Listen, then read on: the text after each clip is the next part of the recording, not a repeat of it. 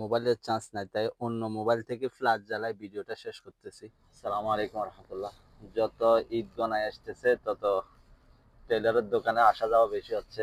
এই পর্যন্ত 4বার আসা শেষ। আজকে মনে হয় 8 রমজান চলতেছে। আসরের পরে ইফতারের আগে আগে সুকে আসলে যা একটা অবস্থা হয়, গাড়ি রাখার জায়গা পাওয়া যায় না কোথাও। আর গাড়ি পুরাতনটা নিয়ে আসছি, একটা ফেরেশানির মধ্যে থাকি, যেখানে সেখানে দাঁড়া করানো যায় না। কোন সময় পিছন দিয়ে এসে আবার আমার করে দে, এই জন্য সাবধানে থাকা লাগে। তাই আজকে গাড়ি না রেখে বাগিনাকে পাঠাইছি, শুধু আমি গাড়িতে বসে ওর জন্য অপেক্ষা করতেছি। মোটামুটি আজকে ইফতারের পর থেকে ভালোই কাজে ছিলাম। এখন যাচ্ছি আবার কিছু বাজার করতে বসের। সবার আগে নেব বসের মায়ের ঘরের ম্যানেজারের জন্য কিছু ওষুধ। এই ফার্মেসিতে প্রেসক্রিপশন ছাড়া ওষুধ পাওয়া যাবে, অন্যান্য ফার্মেসিতে সাধারণত পাওয়া যায় না।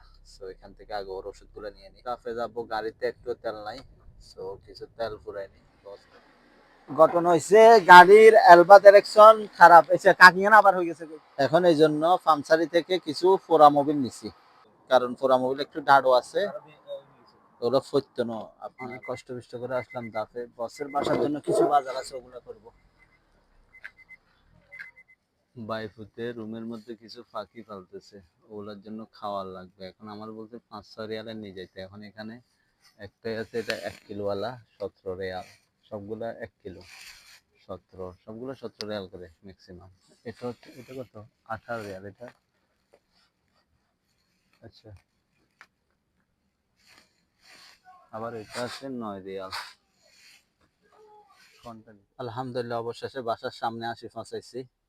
মোবাইলের চান্স নাই, তাই অন্য মোবাইল থেকে ফ্ল্যাশ জ্বালায় ভিডিওটা শেষ করতেছি।